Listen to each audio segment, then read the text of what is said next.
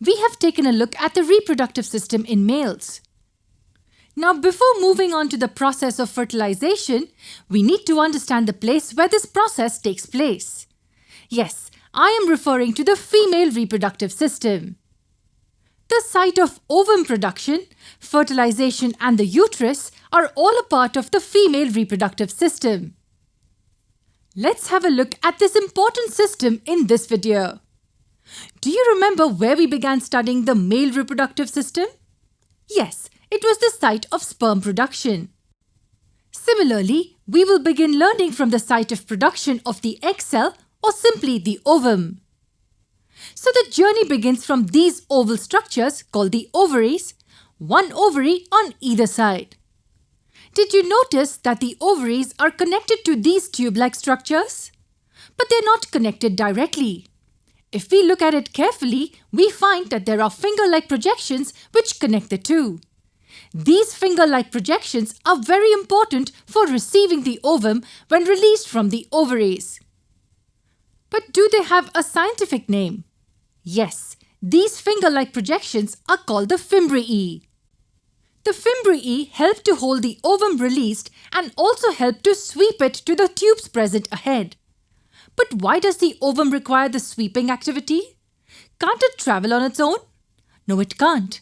Unlike the motile sperm, the ovum is non-motile. It cannot move until it is pushed or swept by some other cells. Now, these tube-like structures that we are referring to since a long time also have a scientific name. They are called as the fallopian tubes. And what do you think will be their importance?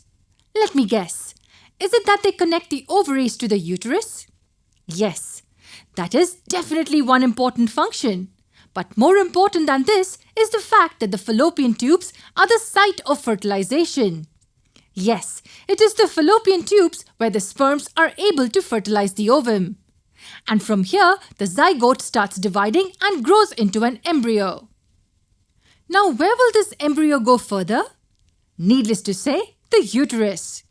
We know that the uterus, commonly referred to as the womb, is the site of development of a baby. And when the growth of the baby is completed, it comes out of the mother's body through the vagina. Do we know what the vagina is? It is basically a small passage that opens to the exterior. It is the site where sperms are received in the female's body. On the other hand, the same passage is used for passing the baby out of the body during childbirth.